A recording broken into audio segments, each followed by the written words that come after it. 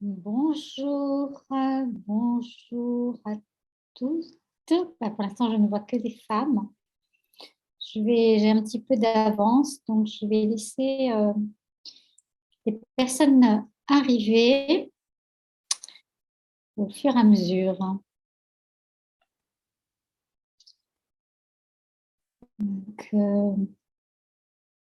Donc, pour cette conférence, donc il y a un chat et je répondrai à vos questions. Donc, on va aborder quatre principaux points et je répondrai à vos questions sur les différents points en fait que nous allons voir aujourd'hui, donc sur une thématique qui est la ménopause.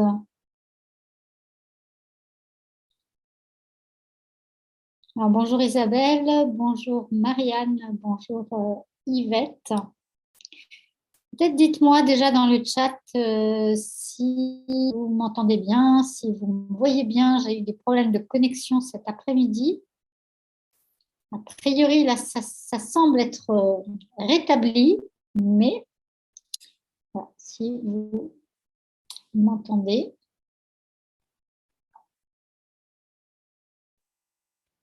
Alors, oui, donc tout va bien, super.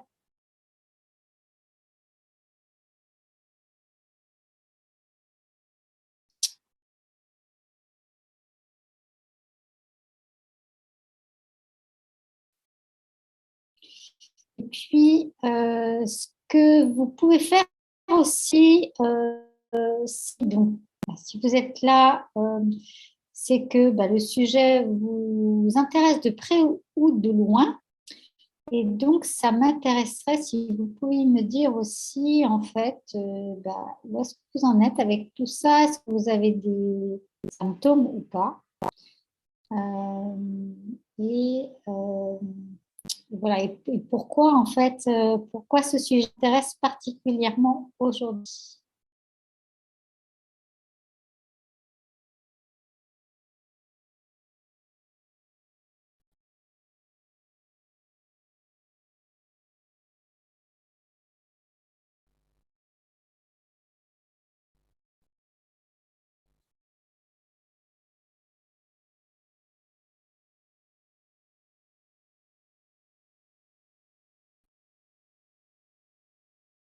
Alors, vous voyez, ça y est, les personnes se connectent. Oui, donc bonjour Ingrid, bienvenue à Isabelle. Nous avons plusieurs Isabelles. Donc, bienvenue Monique.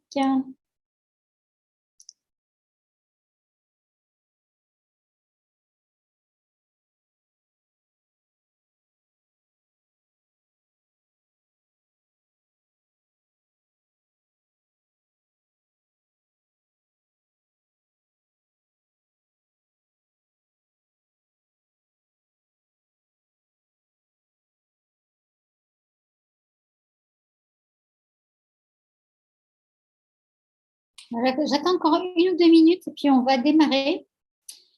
Donc, pour les nouvelles personnes qui viennent de se connecter, donc, je disais déjà de vérifier que tout est OK de votre côté, que vous avez du son, que vous avez l'image. Et puis également, donc, mentionner dans le chat, en fait, si vous êtes sur le sujet de ce cycle que je fais, donc aujourd'hui, pourquoi finalement, et jeudi, on voit le comment. Donc, voilà, n'oubliez pas donc, que jeudi, il y aura une deuxième partie pour cette session. Donc, ce sera à 20 h heure de métropole. Et je vous donnerai le lien pour le prochain webinaire en fin de cette conférence. Donc, si vous êtes là, vous pouvez aussi me dire si vous avez des symptômes ou si vous n'en avez pas. Et si vous en avez, quels sont-ils? Voilà, on va démarrer tout de suite quasiment. justement sur les différents symptômes que l'on peut voir en fait à la ménopause, alors qui sont des symptômes qu'on peut vivre tout de suite, ou bien sûr, hein, il y a des conséquences à la ménopause. Et donc, je vous en parlais aussi. Donc, les bouffées de chaleur pour Monique.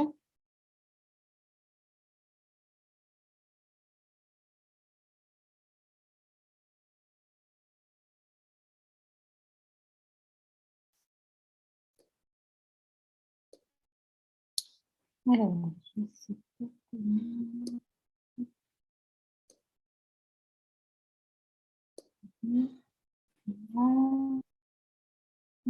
Donc, Isabelle qui dit qu'elle voit mère derrière moi. Bah oui, tu vois, c'est là. Oui, voilà, effectivement, elle est là, mais elle me suit partout. Donc, voilà, elle est toujours. Quand elle est dans ma valise. Je vais dans un endroit, je l'emmène avec moi. C'est comme ça. Donc, elle est toujours avec moi. Ah.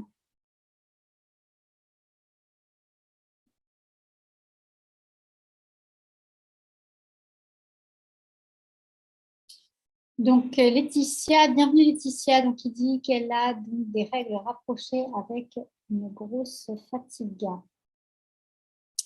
Alors, normalement, c'est plutôt les règles qui s'éloignent que les règles qui se rapprochent. Donc, les règles qui se rapprochent, faudra voir. Mais grosse fatigue, oui. Oui, oui.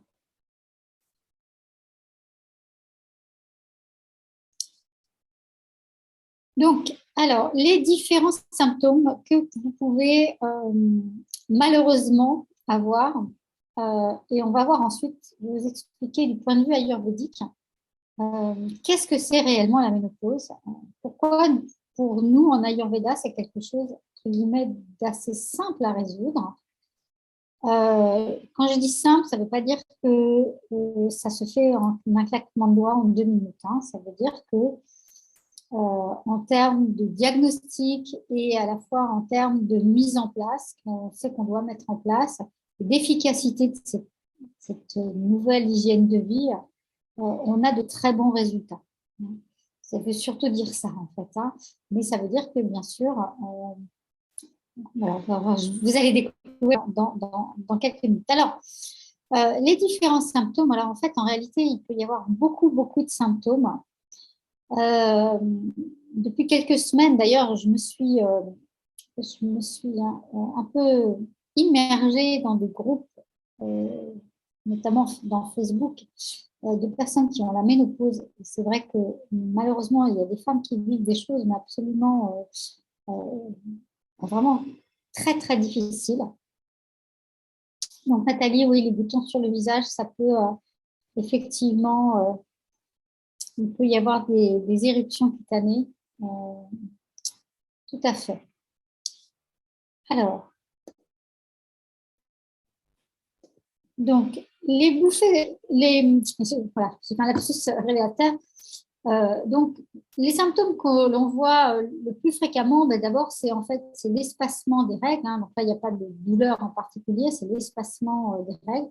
Puis après, ben, quand c'est vraiment la ménopause, hein, c'est vraiment l'arrêt total. Mais à part ça, les symptômes qui sont le plus fréquents, bon, le plus fréquemment et qui sont les plus connus, c'est les bouffées de chaleur et les suées. Alors, et donc, ça arrive très souvent, malheureusement, chez les femmes. Ensuite, il y a également un deuxième qu'on trouve très souvent aussi, c'est les troubles du sommeil, parfois même avec de l'insomnie.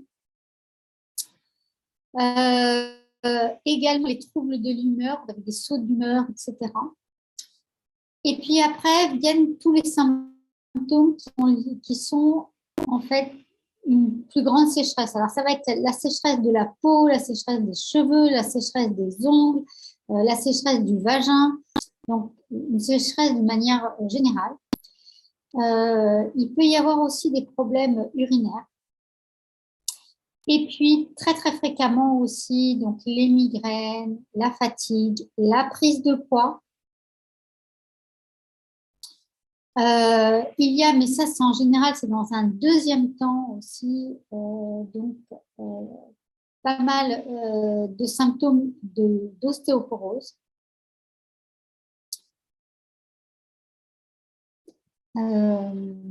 Et puis après, ben, effectivement, il peut y avoir, chez d'autres personnes, il peut y avoir d'autres types de symptômes. Donc, ça peut être même des sentiments de déprime ou une augmentation de l'anxiété au niveau des émotions.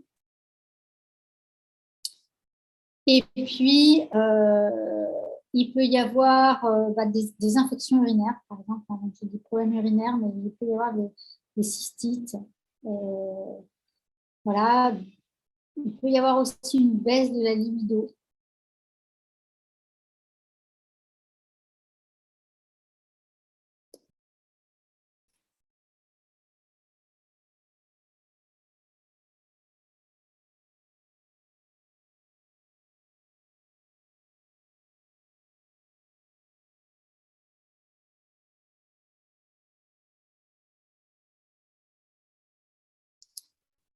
Alors, mais il peut y avoir, en fait, hein, ça peut être même y compris des nausées, par exemple, la survenue de nausées. Et puis, chez certaines personnes aussi, j'ai vu des problèmes de malaise, de vertige. Alors, je ne sais pas si c'est votre cas. Voilà, donc les symptômes peuvent être extrêmement variés. Les plus courants, hein, on les connaît, mais les symptômes peuvent être extrêmement variés. Il faut savoir que même les bouffées de chaleur, par exemple, c'est très difficile c'est très difficile pour les personnes parce que même comment, une émotion ou juste on doit avoir une activité un petit peu plus intense et paf, ça peut déclencher vraiment une suée ou une bouffée de chaleur. C'est vraiment très pénible.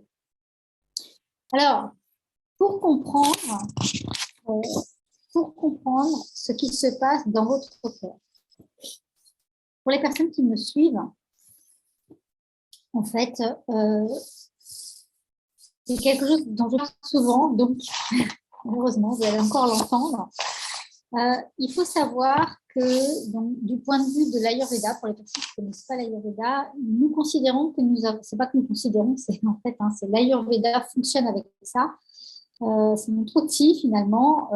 C'est que pour nous, on décompose finalement le fonctionnement du corps en trois grands types de fonctionnement qui vont chacun s'appeler donc Vata, Pitta et Kapha. Donc, nous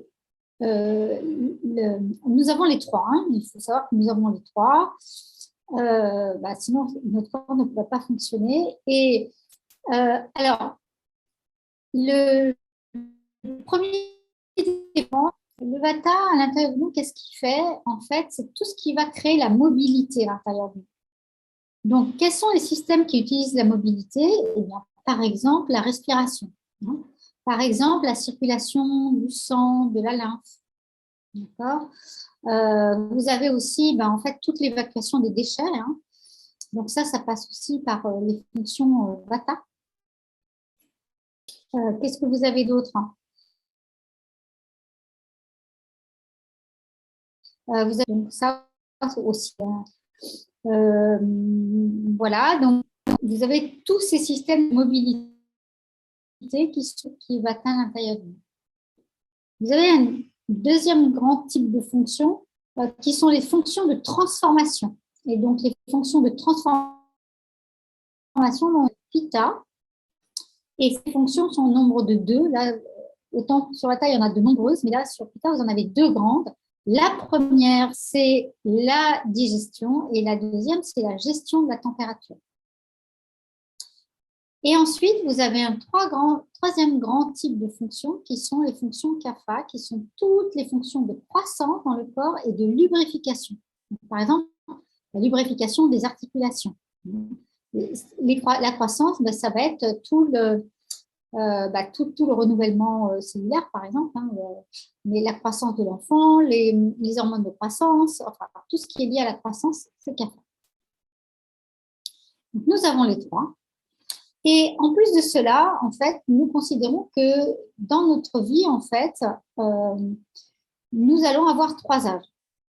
Donc, il y a un premier âge qui va de 0 à 16 ans et qui est en fait l'âge de la croissance. Hein. Donc, l'âge de la croissance, votre corps a une certaine constitution, mais vous allez être dans l'âge CAFA, c'est-à-dire dans l'âge où, de toute façon, la fonction CAFA est la plus importante dans votre corps. Ça ne veut pas dire que c'est la fonction dominante de votre corps, mais ça veut dire que c'est la fonction la plus importante dans cette période-là de votre vie. Entre 16 ans et 60 ans, la fonction la plus importante, c'est celle qui nous permet d'être actifs. C'est donc la fonction Pitta. Et à partir de 60 ans, en fait, la fonction la plus importante, ça devient Vata. Alors, qu'est-ce qui se passe finalement au moment préménopause, ménopause, c'est-à-dire à partir de 40, 42 ans, et ça va durer jusqu'à 50, 50. Les hommes sont épargnés, nous, on ménopause, mais pour les hommes, ils ont ce qu'on appelle l'andropause, et ça va prendre des phénomènes qui sont un petit peu différents. Et bien, tout simplement, ce qui se passe, c'est que nous avons nous avons un système à ce moment-là, nous avons 40, 42 ans, 45 ans, etc. Nous sommes dans l'âge Pitta, mais nous allons vers la Vata. Et là, donc, dans le corps, à la fois, vous avez ce gérant là, qui est Pitta, et à la fois, vous avez Vata qui commence à dire à Pitta, et donc, là, maintenant, il va falloir que tu me laisses la place parce que c'est bientôt mon temps à moi. Ce qu'il y a, c'est que le problème, c'est que nous avons adopté, c'est normal, des modes de vie qui est lié au fait que nous sommes dans l'âge Pitta, donc dans l'âge où on a une pleine activité. Donc, par exemple, on va voir peut-être pour certaines personnes des sports qui sont plus ou moins actifs, des journées qui sont plus ou moins remplies, avec la volonté d'avoir beaucoup d'activités. Et pareil, en fait, une alimentation qui va être une alimentation riche, avec beaucoup de protéines. Enfin, voilà. Et ce faisant, eh bien, en fait, tout ça, ça ne convient pas à un mode de vie Vata. Ça va peut-être convenir, pas pour tout le monde, mais en tout cas pour un certain nombre de modes de vie Pitta, mais pas en mode de vie Vata. Et donc, il y a comme ça un conflit entre ces deux gérants qui va se mettre en place et qui va créer ces bouffées de chaleur, enfin, tous ces symptômes. Et c'est là où c'est, entre guillemets, facile quand on a cette vision-là de gérer l'histoire, parce que du coup, en fait, en Ayurveda, qu'est-ce qu'on va faire? On va simplement aider la personne à passer d'un mode de vie qui va être plutôt Pitta à un mode de vie qui va être plutôt Vata.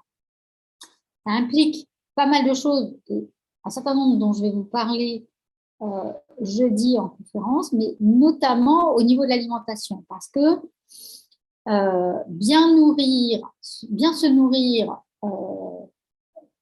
pour un Vata ou pour un Pitta, c'est pas la même chose. Alors, ça ne veut pas dire que vous changez de constitution, hein, ça veut dire que vous avez un corps, par exemple, même si vous êtes Pitta, vous êtes Pitta à 40 ans, vous êtes Pitta dans votre période Pitta, dans votre voilà.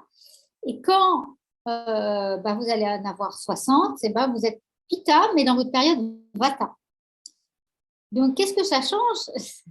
Ça change que vous allez continuer à être un Pitta, hein, bien sûr, si c'est votre dosha dominant, mais, alors, si c'est complexe, hein, vous me direz, je réexpliquerai peut-être de manière différente, mais ça veut dire que vous allez être de plus en plus, en fait, avec votre âge, même si vous êtes Pitta, aller vers de plus en plus des activités, par exemple, ou un mode d'alimentation qui va tenir compte, par exemple, si vous êtes Pitta, à la fois de votre Pitta et à la fois le fait que vous rentrez dans la période Vata. Et si vous faites ça, eh bien, qu'est-ce qui va se passer? Eh bien, le conflit va s'arrêter, tout simplement, en fait, parce que Vata va dire, OK, ça y est, maintenant tu as compris que tu rentrais, que c'était moi le gérant. Et donc, eh bien, il va arrêter d'aller comme ça rentrer en conflit avec Pitta. Et notamment, par exemple, quand je parlais tout à l'heure que Pitta, c'est lui qui gère toutes les températures, eh bien, les bouffées de chaleur, c'est exactement le symptôme où on voit que Pitta est dérangé, en fait. Voilà. Tout ce qui est urinaire aussi, en fait, c'est des inflammations, c'est des inflammations à ce niveau-là, et tout ce qui est inflammation dans le corps, eh bien, c'est quand Pitta est dérangé. Donc, vous voyez que là, on va sur quelque chose qui est extrêmement simple, finalement, à gérer, c'est-à-dire que on va tenir compte, pour vous aider, en fait, on va tenir compte, bien sûr, de votre constitution dominante, mais on va l'aider à aller un peu plus vers un mode de vie Vata. Voilà. Alors, il y a un autre problème qui peut arriver et qui va augmenter les symptômes. Ça va être si, plus de tout ça, vous avez des toxines dans le corps. Alors, le problème des toxines, c'est que là, vous avez compris, vous avez expliqué que eh bien, votre corps cherche, en fait, est en train d'exprimer qu'il faut lui donner un nouveau mode de vie, une alimentation qui est plus appropriée au nouvel âge dans lequel vous allez rentrer. Mais en plus, si vous avez des toxines, eh bien, les toxines, ce sont des choses contre lesquelles le corps doit lutter aussi. Donc, il doit lutter contre ce problème, ce conflit, ces toxines. Et donc, qu'est-ce que ça va faire? Simplement, ça va augmenter l'effet. En fait, ça va donner encore plus d'emphase dans ce conflit. Et puis, il y a un deuxième problème avec les toxines, c'est que quand vous avez un certain niveau de toxines, votre corps va être déstabilisé. Et plutôt que vous demander d'aller chercher au niveau alimentaire, au niveau mode de vie, des choses qui vont permettre de diminuer les toxines, si le corps est trop dérangé avec les toxines, il va augmenter en fait les toxines lui-même, c'est-à-dire en créant des désirs, en créant des envies alimentaires ou en mode de vie, etc., qui vont encore augmenter les toxines. Et donc, si vous n'évacuez pas vos toxines et que vous êtes dans cette période-là, eh bien, non seulement vos symptômes vont augmenter, mais en plus, vos toxines vont augmenter.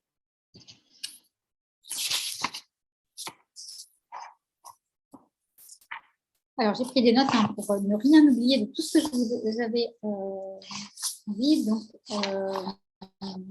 vous parler. Alors, du coup, en même temps, je vois le commentaire de Josépha qui dit que ça fait 3 ans que... Dis-moi, Josépha, de quoi, en fait, tout ce que tu dis. Donc, je suppose que c'est la ménopause, mais je suppose que tu as des symptômes. Donc, tu peux me les donner et puis peut-être je pourrais te donner, si je n'ai pas évoqué ces symptômes-là, peut-être je pourrais te donner des indications complémentaires. Bon, il faut savoir aussi que les toxines, en fait, ça crée un stress dans le corps. Et donc, quand j'ai parlé tout à l'heure du fait que ça peut avoir un effet aussi, la ménopause, sur toute la gestion de l'humeur, mais aussi la gestion du stress, la gestion de l'anxiété. Et c'est pareil, alors je suis bien placée pour le savoir parce que moi, c'est exactement ce que j'ai vécu dans mon corps, c'est-à-dire que plus vous avez de toxines, bien, ça crée un stress aussi au niveau du corps. Et donc, si vous avez des stress extérieurs qui arrivent en plus du stress intérieur qui est lié aux toxines, bien, ça démultiplie votre sensibilité au stress. Et donc, vous vous sentez beaucoup plus stressé. Si vous réduisez vos toxines, ou si vous éradiquez complètement, eh bien, le problème du stress, vous allez voir, va vraiment grandement diminuer, voire complètement disparaître. Ok, donc Josépha, bouffée de chaleur et transpiration nocturne, bah, écoute, c'est exactement ça. C'est Pitta et Vata qui sont en train de créer leur conflit. Et simplement, c'est vraiment de rentrer dans un mode de vie qui va être beaucoup plus Vata pour toi. Et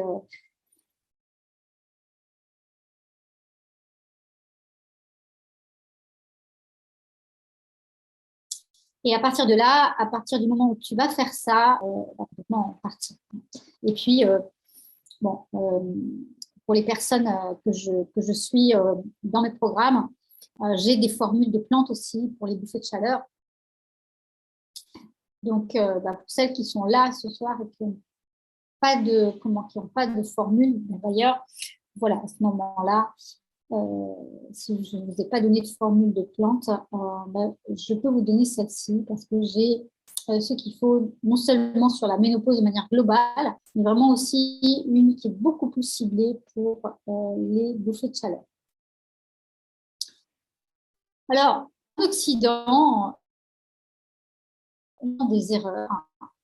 J'ai pris les 5 plus grandes. Bien sûr, il y en a pas, malheureusement. Mais je vous ai pris les 5 plus grandes pour que vous pointiez si vous les faites déjà ou pas. Et une fois que je vais avoir parlé de ces 5 erreurs, mais après, je vais prendre vos questions. Alors, je crois que la plus grande des erreurs que l'on fait, mais qui est, je dirais, très humaine finalement, c'est d'aborder cette période et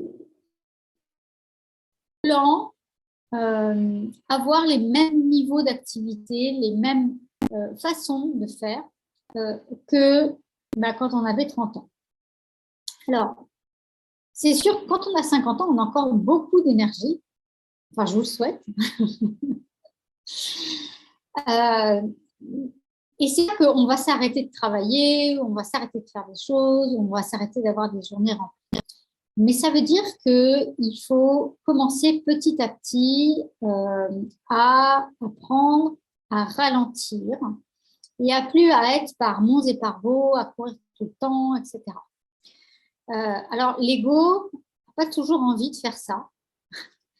Et surtout dans une société occidentale, ce qui se passe, hein, c'est le mode de vie ambiant. Eh bien, vous savez, à 50 ans, on ne veut pas être mis au rebut, on ne veut pas qu'on nous mette sur le côté, sur le bord de la route, en disant, ben voilà, elle est trop vieille, il est trop vieux. Et donc, on met encore plus d'emphase pour certaines personnes à justement être très actif. Alors, notre société est très, très mal gérée par rapport à ça et je pense qu'à terme, ce serait magnifique qu'on crée une société qui soit beaucoup plus en relation avec nos différents âges de la vie, parce qu'on pourrait, là, je décomposer en 3, mais on pourrait décomposer en beaucoup plus que ça. Et donc, avoir une société où c'est pas qu'on tienne compte de ces âges, mais chaque âge a un apport indispensable à une société qui va bien. Enfin, en tout cas, c'est mon point de vue. Et donc, quand on a 50 ans, en fait, c'est un très bel âge parce que on a toute l'expérience qu'on a eue et on est beaucoup plus en recul par rapport à beaucoup de choses. Et dans le même temps, en fait, on est capable, en tout cas, moi je vous invite à faire cette expérience-là, on est capable de faire beaucoup plus de choses, mais en fait, en apprenant, en les faisant différemment pour pas être dans une suractivité. Et donc, on n'est pas obligé de remplir ces journées comme ça de manière pharaonesque. On peut, à nouveau, hein, je vous dis, parce que moi, c'est vraiment quelque chose que j'expérimente dans ma vie, c'est-à-dire j'organise ma journée par rapport à ce qu'on appelle la chronobiologie. J'ai bien repéré dans mes journées à quel moment mon mental fonctionne le mieux, à quel moment je vais avoir des idées, je vais être créative, à quel moment je vais être plus dans la communication avec les autres, le relationnel, etc. Et en traitant mes journées comme ça, en fait, finalement, je fais beaucoup de choses, mais je suis plus en harmonie avec l'activité à l'intérieur de mon corps et ce qui permet, en fait, de faire en sorte de lui donner des moments de respiration et, et, euh, et de pas lui donner une suractivité. Donc, c'est vraiment déjà la première chose. Hein. Première chose. Ensuite, et ça, on va revoir ça très bientôt là parce que ça va être l'été. Une deuxième erreur que je vois aussi très souvent, c'est de vouloir manger trop de crudités. Alors pourquoi? Eh bien, vous allez voir, hein, avec l'âge, le système digestif ralentit. Il fonctionne moins qu'avant. Et donc, c'est la raison pour laquelle eh bien, il y a cette prise de poids, en réalité, c'est parce que le système digestif ralentit. Donc, si votre système digestif ralentit, il faut savoir que le cru demande beaucoup plus d'efforts à digérer que le cuit. Et donc, si vous augmentez la quantité de cru, eh bien, vous allez devoir soit manger beaucoup moins, ou alors boire beaucoup de jus, en fait, en réalité, pour que le système digestif n'ait pas trop à digérer. Mais vous allez, en faisant ça, vous allez en plus augmenter, parce que le cru, vous voyez, c'est sec. Donc, vous allez vers la vata. En mangeant du cru, vous allez augmenter, en fait, votre besoin énergétique pour digérer, parce que vous mangez du cru. Et dans le même temps, vous allez assécher encore plus votre corps. Alors que votre corps, il est en train de rentrer dans la vata, donc il est en train de s'assécher. Ce n'est pas simplement la peau, les cheveux, le vagin, etc. C'est que la caractéristique de vata, une des caractéristiques, hein, pas la caractéristique générale, c'est la sécheresse. Donc, plus vous allez prendre de l'âge, et ça, c'est la nature, vous ne pouvez pas aller contre la nature, eh bien, plus votre corps il va s'assécher. Donc, ça veut dire qu'il faut en tenir compte. C'est-à-dire que dans votre alimentation, dans votre hygiène de vie, etc., justement, on va recréer un équilibre de manière à ce que le corps s'assèche le moins possible. D'accord? Donc, et en faisant ça, vous allez permettre de revenir à l'équilibre. Donc, comme je disais, le deuxième, c'est manger trop de cru. Ensuite, un troisième problème que je vois aussi, troisième erreur, et là, à nouveau, c'est pas du tout de votre faute, c'est parce que en Occident, sur les régimes, alors, je dis en Occident, mais là, je vois aussi en Inde, alors eux, ils le font sur d'autres ils sont en train de faire d'autres erreurs. Mais enfin, c'est pas très grave. Il faut comme ça que les sociétés apprennent. Hein, c'est par les erreurs qu'on apprend. Alors, nous, en Occident, on a supprimé les céréales parce que c'est vrai que les céréales blanches, hein, les farines blanches, le pain blanc, les pâtes blanches, le riz blanc, etc. Tout ça, c'est très, très mauvais. Et ça, sans conteste, c'est très mauvais. Pour autant, les céréales complètes sont absolument indispensables pour le bon fonctionnement de notre organisme. Pourquoi? Eh bien, parce que ça fait partie des aliments qui nous proposent dans la nature le plus de nutriments et aussi d'acides aminés. Et nous avons besoin de beaucoup d'acides aminés. En fait, dans la nature, il y en a 18 et il y en a 12 qui sont indispensables, c'est-à-dire que notre corps n'est pas capable de créer par lui-même. Donc, vous allez les trouver de manière la plus facile, biodisponible facilement pour l'organisme, c'est les céréales complètes, bien sûr que l'on cuit assez longtemps.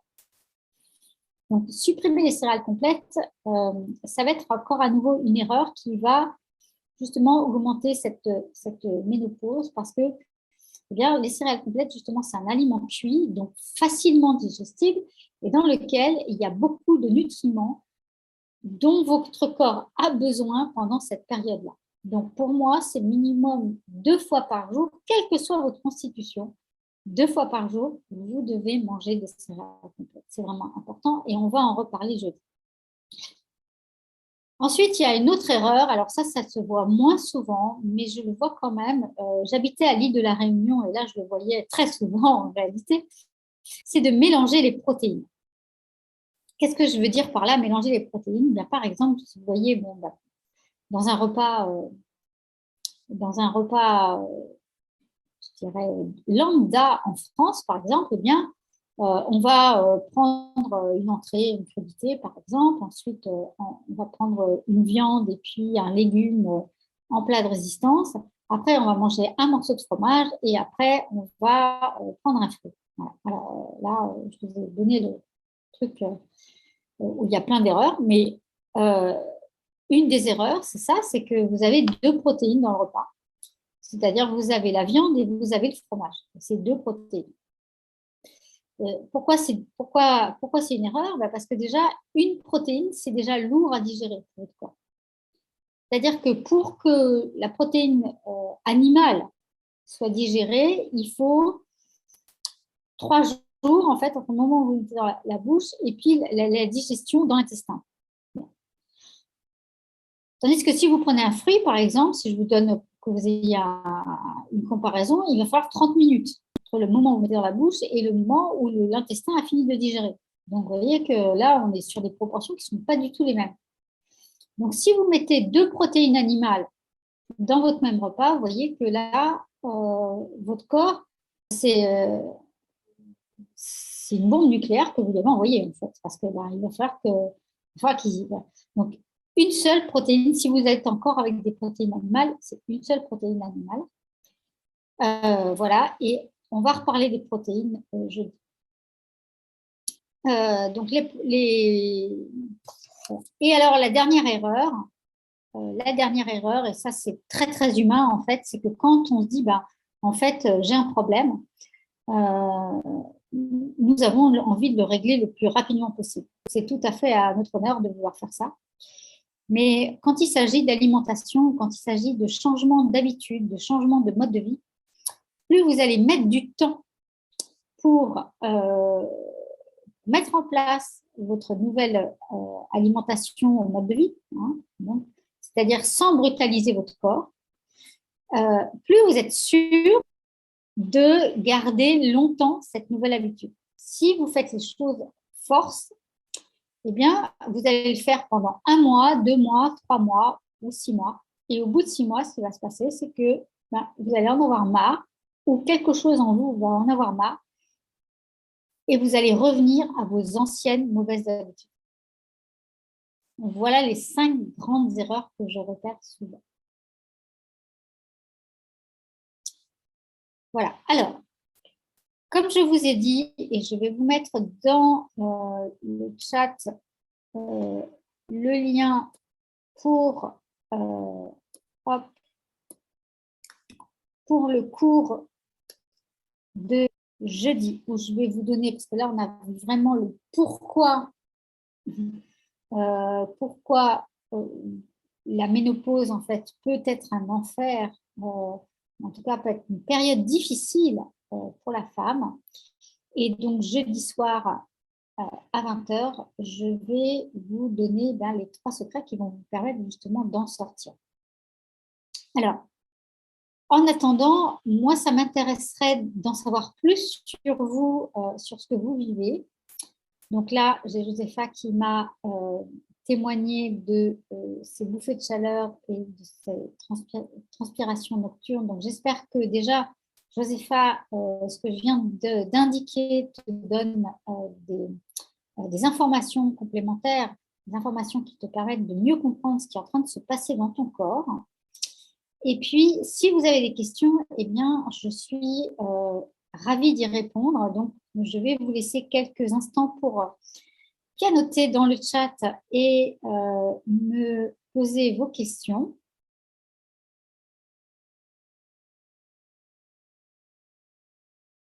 Alors, Isabelle qui dit pourquoi les crudités sont classées asséchantes alors qu'elles sont gorgées d'eau.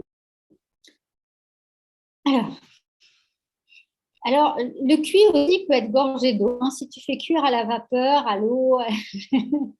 En fait, ce qui est gorgé d'eau, ce sont pas c'est pas les crudités. Ce qui est gorgé d'eau, c'est les fruits et les légumes. D'accord? Mais, par exemple, une salade, oui, ça va être, c'est sec en fait, la salade. Pour autant, si tu prends, alors je ne vais pas prendre l'exemple de la pomme, mais par exemple, si tu prends des fraises, c'est très juteux en fait, tu vois. Et donc les fraises, elles ne vont pas être asséchantes. Mais quand je parle de crudité, je parle souvent les crudités, hein, c'est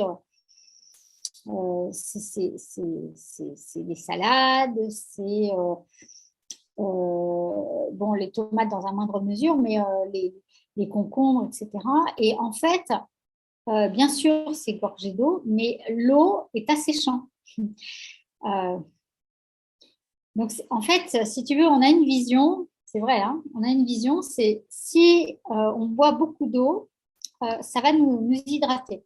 Donc, moi, je vous invite à passer 45 minutes sous la douche et dites-moi comment se trouve votre peau au niveau des doigts au bout de 45 minutes de douche. Vous allez être asséché. Donc, ce n'est pas l'eau qui hydrate.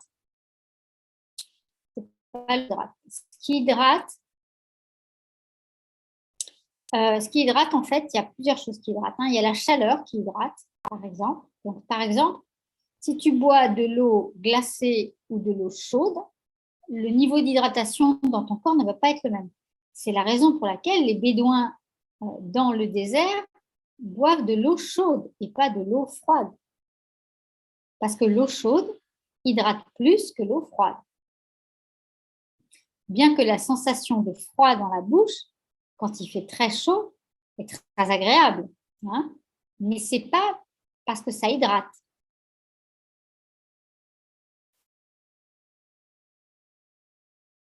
Ce qui va hydrater, en fait, il y a deux choses. Hein. Il y a deux choses. Il y a l'hydratation en elle-même et après, il y a la chaleur. Donc, l'hydratation en elle-même, ce qui va hydrater, ça va être plutôt, par exemple, comment on veut hydrater sa peau? Eh bien, on va mettre une matière grasse sur sa peau. On ne va pas mettre de l'eau. On sait que si on met de l'huile sur la peau, ça va hydrater la peau. Donc, ce qui hydrate, c'est pas l'eau. C'est ça. Et puis, donc, si. Et puis après, il y a la chaleur. La notion de chaleur, en fait, ou la notion de froid.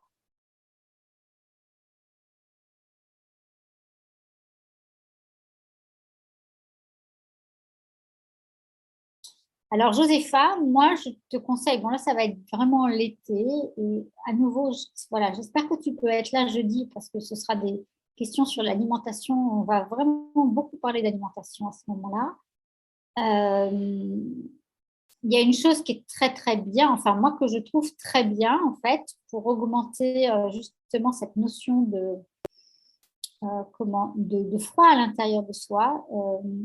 Et c'est il y a deux fruits qui sont extraordinaires. Donc après, à vérifier avec ta constitution. Hein.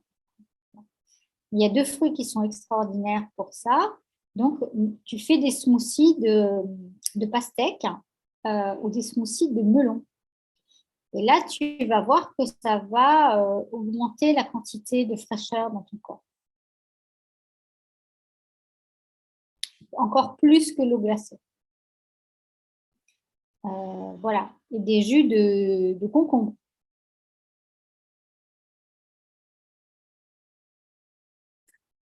Donc, Françoise qui dit qu'elle suit un régime cétogène.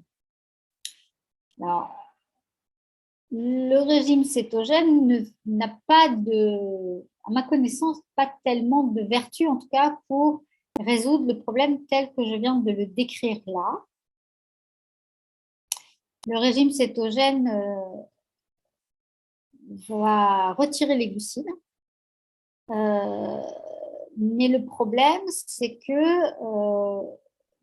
là, en fait, on va vers la, enfin, voilà, tu vas avoir besoin, en fait, de plus en plus, au contraire, comme je viens de te citer là, hein, de céréales complètes, de légumes cuits, etc. pour justement, hein, comme disait tout à l'heure Isabelle, pour bien hydrater ton corps. Les légumes cuits, en hiver, c'est ce qu'il y a de mieux. En été, on peut faire avec des smoothies. Moi, j'aime bien les smoothies avec. Alors, je sais que c'est la mode, on met pareil, hein, plein de choses dans les smoothies, mais un ou deux fruits, c'est l'idéal en fait. Moins vous en mettez, et plus vous en avez les bienfaits.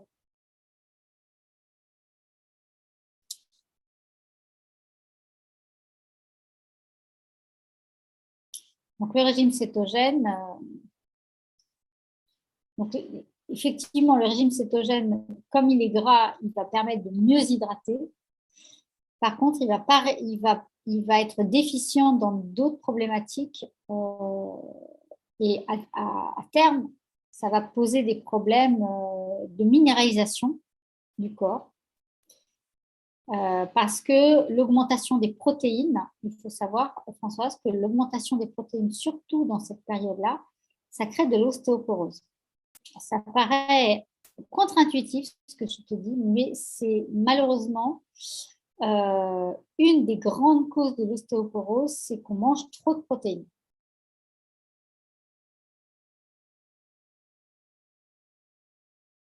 Voilà. Et en particulier les protéines animales.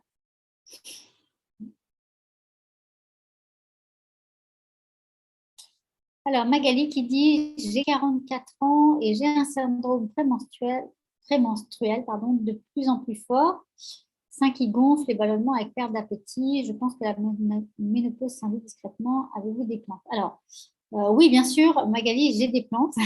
Enfin, je ne les cultive pas, hein, mais j'ai des formules de plantes pour ce genre de problème. Mais encore une fois, c'est quelque chose qu'il faut traiter, comme je viens d'expliquer là, c'est quelque chose d'holistique. Donc, si tu prends que les plantes, c'est 20% du résultat.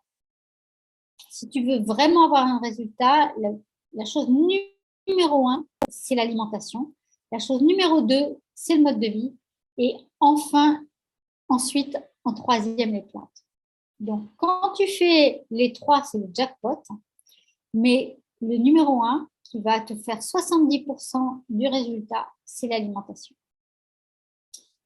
Marie-Christine qui demande donc le végétarisme est plutôt bon. Effectivement, plus on va dans cette période-là, plus vous allez aller vers un régime végétarien, voire végétalien, que je conseille vraiment, et plus vous allez vraiment avoir non seulement les symptômes qui vont disparaître, mais aussi un regain d'énergie. Alors, ce n'est pas la même énergie qu'on a quand on a 20 ans. C'est une énergie qui est beaucoup plus douce, beaucoup plus, comme je dis, c'est un délice en fait d'être dans ce corps. Donc, c'est vraiment ça. Et vous allez avoir le sentiment vraiment d'œuvrer avec quelque chose de profond à l'intérieur de vous. Il y a quelque chose qui va s'ouvrir. Euh, c'est- voilà, c'est vraiment extraordinaire de vivre ça. Et moi, je pense que pour moi, c'est certainement la meilleure période de la vie d'une femme, malgré le fait qu'en Occident, c'est considéré comme la mise au rebut, mais c'est pas du tout ça. Donc effectivement, Marie-Christine, végétarien et aller de plus en plus vers végétalien et tu vas voir qu'il y a beaucoup de choses qui vont se produire. Alors, et, et, et alors, moi, je suis en plus, si tu veux, en- encore au-delà du végétalien dans le sens où c'est vraiment whole plant-based, c'est-à-dire vraiment les plantes entières. Hein. Les plantes entières, donc les céréales complètes, les carottes avec la peau, etc. Donc vraiment les plantes entières.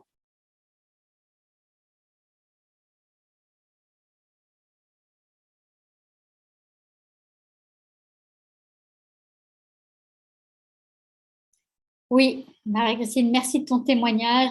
donc, qui dit qu'elle est végétarienne depuis plus de 10 ans et que ça contribue à s'offrir une ménopause de rêve. Tout à fait, tout à fait. Et c'est vraiment...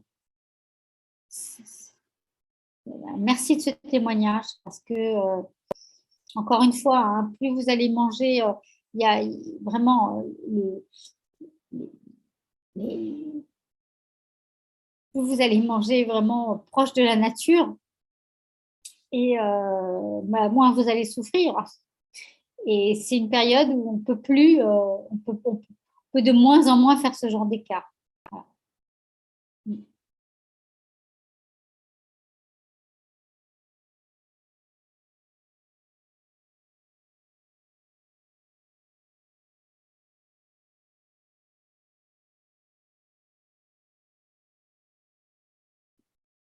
Voilà. Mais comme tu dis, après, c'est la ménopause de rêve. Et c'est vraiment, en Ayurveda, on appelle ça le second printemps. Parce que c'est une nouvelle ouverture pour la femme. Vraiment. Vraiment. Il faut juste savoir ce qu'il faut faire pour que ça soit comme ça soit pas autrement. Donc, Marie-Christine qui dit, je vis une période de ma vie de femme libératrice. Il faut savoir que nous ne sommes pas condamnés. Merci Eve de ce que vous proposez pour dire cela. Oui, oui, bah oui, en fait, c'est exactement ça. C'est vraiment, il y a quelque chose qui s'ouvre à l'intérieur de nous, qui est extrêmement doux, extrêmement fort, extrêmement... C'est merveilleux, en fait. C'est merveilleux. Et c'est... On ne peut pas se l'offrir si le corps n'est pas, voilà, est pas nourri comme il faut, s'il n'a pas le mode de vie qu'il lui faut, etc.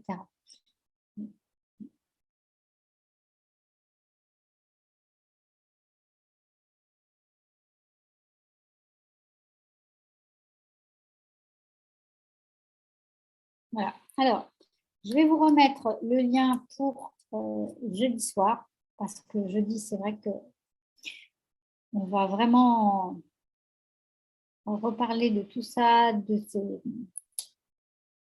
qui est alimentation.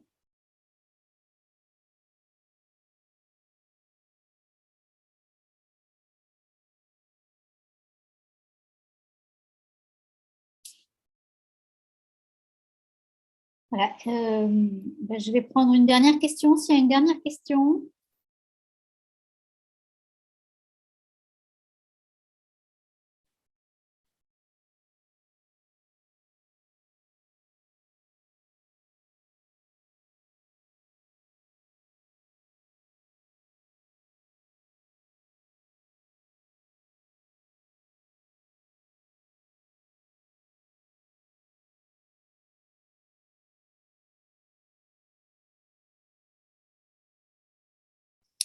A priori, pas de dernière question. Donc, c'est que tout est clair, en tout cas dans ce que j'ai exprimé. Alors, Josépha qui dit le café active les bouffées de chaleur. Oui, alors tout ce qui est excitant, de toute façon. Euh, alors, justement, Josépha, la semaine prochaine, tu vas avoir une vidéo sur la chaîne YouTube sur comment arrêter le café si tu bois du café encore. Avec justement voilà, mes astuces ayurvédiques hein, pour le faire d'une manière qui va être douce avec ton corps. Et en même temps, oui, je vais te laisser découvrir. Hein. C'est une petite vidéo de 10 minutes. Ça vaut le coup d'œil. Et ce sera dimanche prochain. Ce sera diffusé dimanche prochain sur la chaîne YouTube. Mais donc, le café, bien sûr, hein, tous les excitants, euh, ça augmente. Pas simplement les bouffées de chaleur. Hein, en fait, le café nous, ce qu'on dit en Ayurveda, ça augmente Vata. C'est-à-dire ça augmente l'astringence dans ton corps et ça augmente l'acidité et ça augmente la sécheresse. Voilà. Donc, dans la vidéo que j'ai faite, tu vas voir les antidotes pour quand En fait, dans la vidéo, tu vas apprendre comment passer par exemple, si tu en bois, je ne sais pas combien tu en bois dans la journée, peut-être que tu en bois deux, bah, passer de 2 à 1 puis à 0 en fait. Et quand tu conserves ton café, comment faire en sorte, donc avec ce que nous on appelle les antidotes en Ayurveda, pour faire en sorte que le café que tu conserves, par exemple, eh bien, ait moins d'effets négatifs sur toi. Par exemple, et c'est très bien parce que, tu sais, nous sommes des systèmes vivants. Et on ne fait pas tout bien tout le temps. Par exemple, peut-être tu vas arrêter le café et puis dans 6 mois ou dans un an, tu vas faire des insomnies parce que je ne sais pas, parce qu'il y a un grand stress qui arrive dans ta vie et tu fais des insomnies et là, tu te remets à boire du café. Eh bien, au moins, tu vas savoir les antidotes pour faire en sorte que, eh bien, si tu rebois du café avec ces antidotes, ils auront moins d'effets négatifs dans ton corps. Tu vois. Donc,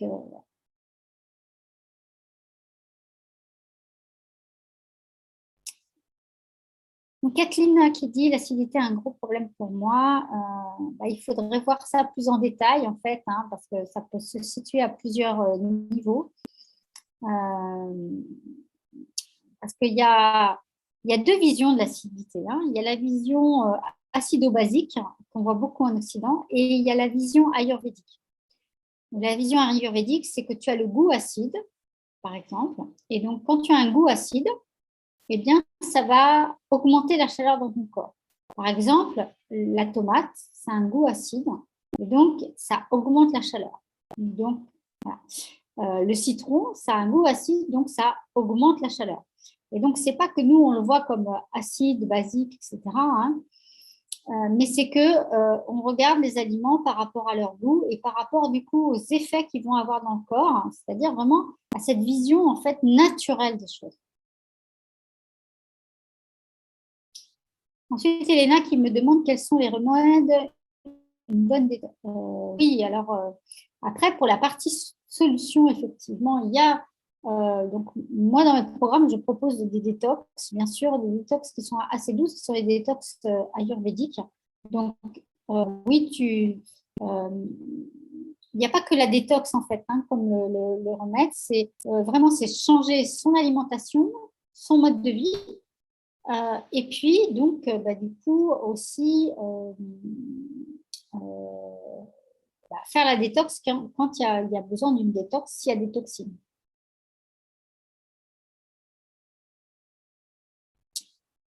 Donc, ah oui, donc l'estomac, c'est l'estomac qui est fragile. Ben, donc ça, c'est à nouveau, effectivement, c'est les problèmes de digestion trop acide, en fait. C'est parce que, Kathleen, en fait, tu as un pita qui doit être, je n'ai pas fait de bilan, hein, je t'ai pas fait de bilan, mais euh, à mon avis, ça veut dire que ton pita, il est déstabilisé dans ton corps et donc l'acidité est très, très grande. Et ça crée comme ça, hein, ça peut aller jusqu'à des ulcères hein, à l'estomac. Et ça, c'est quand pita est dérangé dans le corps. Ah, merci Kathleen. J'essaie d'expliquer de manière simple, voilà, sans être trop, mais pour que vous compreniez un peu ce qui se passe et pour savoir que vous sachiez comment sortir de tout ça. Mais encore une fois, ce qui est très agréable avec l'Ayurveda, c'est que tous ces problèmes féminins, euh, c'est assez. La vision ayurvédique est très simple en fait, et donc la solution est très simple. C'est pas et du coup, c'est vrai que on aide pas mal les femmes aussi quand elles prennent des hormones de synthèse hein, pour cette période-là, les sortir de ça parce que ces hormones ont des effets secondaires qui sont colossaux en fait hein, sur le corps. Et voilà. Et donc là, en fait, on est plus en train de se détruire que de se construire. Alors, Josépha, l'eau et le citron est une détox. Non, l'eau et le citron n'est pas une détox. Euh, alors, non, non, ça c'est. Alors sur Internet, on trouve de tout. Ça c'est bon. Euh, alors déjà, le citron, c'est pas pour tout le monde. Hein. C'est pas pour toutes les constitutions. Il y a des constitutions qui peuvent boire de l'eau avec du citron et d'autres qui ne peuvent pas. Dans le sens où si elles le font, justement, elles vont créer des toxines. Ouais, et moi, j'ai eu une cliente il y a quelques années, elle a une hygiène de vie extraordinaire en fait, hein, mais elle vient me voir, etc. Et en fait, elle avait des toxines sur la langue. Et puis, je décortique du coup ce qu'elle faisait de mal, c'est-à-dire pas grand-chose. Et en fait, oui, oui, le matin, parce que bah, tout le monde dit ça, entre guillemets, hein, donc elle faisait ça. Et donc, elle buvait une eau chaude avec du citron le matin voilà, en toute bonne foi, en disant qu'elle faisait du bien à son corps. Mais pour sa constitution, elle était en train de se détruire. Voilà. Donc, l'eau et le citron, ça dépend, c'est à nouveau, c'est pareil, c'est le cru, je dis toujours, bah, ça dépend de la constitution. C'est pas, c'est vrai que c'est très surprenant parce que j'en discutais avec une amie tout à l'heure. Je me disais, c'est quand même incroyable parce qu'on veut bien croire que, par exemple, selon les personnes, il y a des personnes, on sait très bien, elles peuvent dormir 6 heures par nuit ou d'autres 9 heures par nuit. Mais une personne qui a besoin de 9 heures par nuit, on ne va jamais lui dire, bah, écoute, tu n'as qu'à dormir que 6 heures. Mais par contre, euh, en fait, une personne, en fait, par rapport à une autre, on va donner à manger à tout le monde pareil. Alors que non, en fait, il y a des corps qui vont avoir besoin de certaines choses et d'autres qui vont avoir besoin de certaines autres. Donc, on n'est pas encore, on va y aller, hein, on va y aller, mais on est encore trop là-dedans. Et autant avec le sommeil ou, je ne sais pas moi, avec les plantes, avec les animaux, ce genre de choses, on est capable de le faire. Mais avec nous-mêmes, on n'a pas encore ce réflexe-là. Se dire, en fait, bah, mon besoin, il n'est pas forcément celui du voisin ou celui de mon compagnon, celui de mes enfants, etc. Je vais apprendre les besoins de mon corps et après, je vais appliquer voilà, ce qui est bon pour lui. Alors, Elena, l'eau et le citron, c'est pour les personnes qui ont une dominante vata.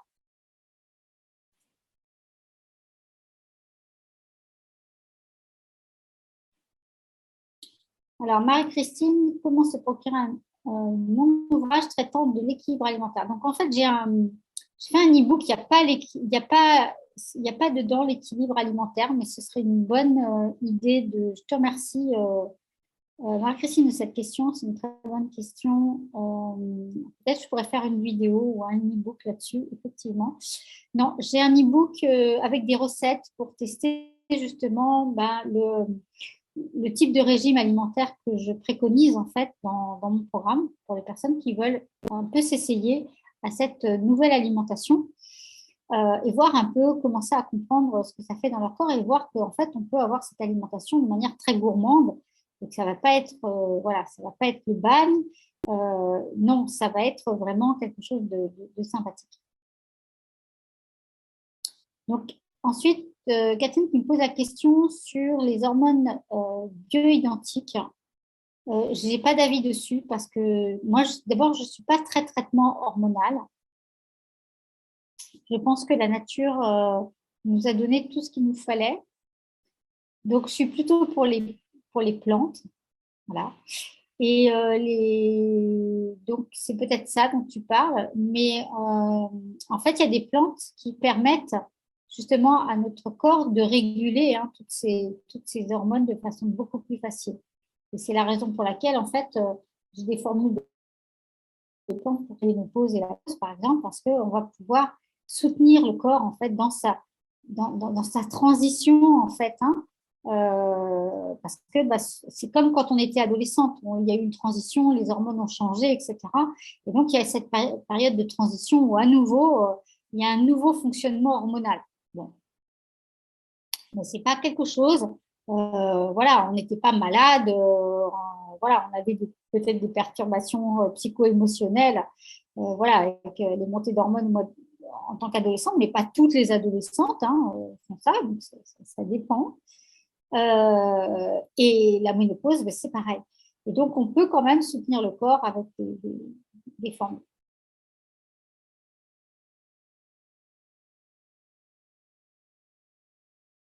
Alors, l'e-book, donc Marie-Christine, je vais te chercher le lien et je vais te le donner dans le chat. Comme ça, sûr, tu peux le télécharger avec plaisir. Voilà.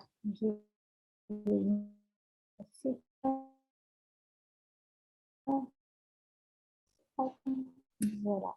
Je te mets le lien dans le chat.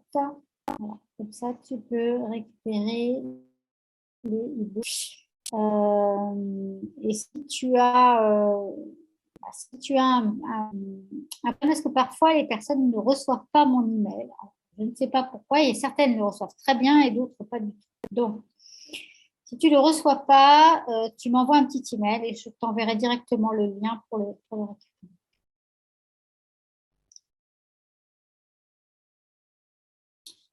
Alors, la sauge en gélu. Alors la sauge, déjà, personnellement, vous devez savoir que la façon dont vous prenez les plantes ne va pas avoir le même effet. Que vous preniez en poudre ou en gélule, en infusion, en décoction, en teinture mère, etc., ça va avoir des effets qui peuvent être différents dans votre corps. Ça, c'est une première chose. Qui peuvent être différents.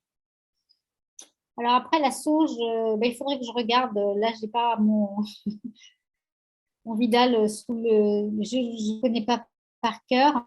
Il y a des plantes que je connais par cœur parce que j'utilise tout le temps. La sauge, j'utilise beaucoup moins. Mais Josépha, ce que tu peux faire, c'est que si tu veux bien me reposer, je vais noter la question et jeudi, et je te répondrai sur la sauge, ce qu'elle fait, en fait, du point de vue ayurvédique. Mais alors, je vais en profiter pour te dire une chose. Au niveau ayurvédique, nous, on ne traite pas les symptômes. Enfin, bien sûr, quand les personnes ont des symptômes, on les aide à traverser ces symptômes. Et par contre, on va surtout utiliser les plantes pour traiter les causes.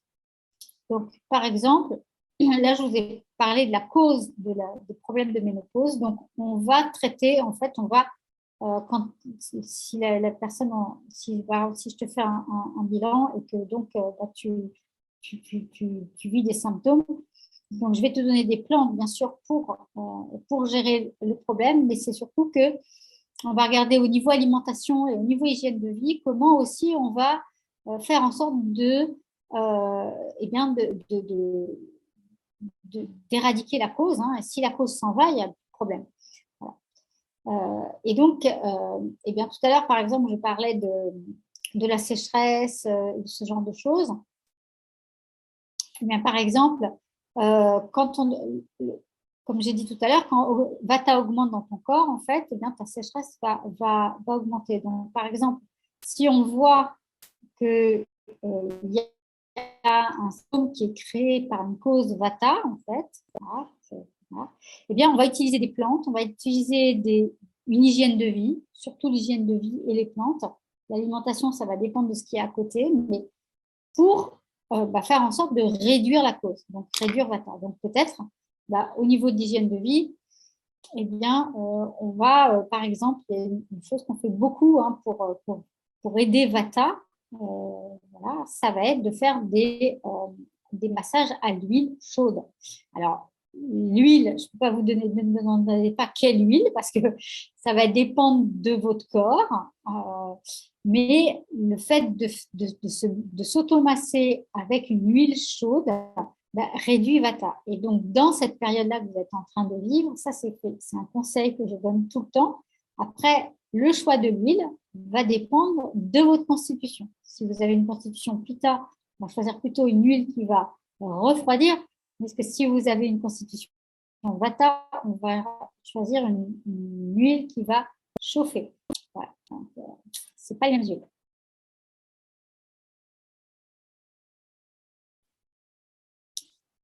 Voilà, voilà.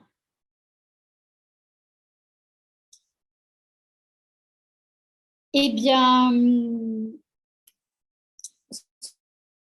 sur ce, pour les personnes encore fait, je vous redonne une fois le lien pour le cours de jeudi à 20h. Et puis, sinon, donc, je vais vous souhaiter donc une très bonne fin de dimanche pascal. Je ne sais pas si demain vous fêtez Pâques, puisque c'est lundi de Pâques. Voilà, donc Monique, voilà, ça va être l'occasion pour toi si tu as besoin, parce que j'ai vu que tu avais des symptômes, je ne sais pas, de revenir vers moi pour effectivement, parce que je peux vraiment soutenir ça et on n'avait pas parlé, je crois, lors de ton bilan, donc tu peux revenir vers moi pour que je puisse te donner ce qu'il te faut. Et donc, je vous dis en tout cas à jeudi. On va reparler de tout ça, on va beaucoup parler, comme j'ai dit, hein, d'alimentation et je vais vous donner plein de conseils. Et donc, merci Christina. Donc, très très belle soirée à vous. Profitez bien de ce week-end et à jeudi.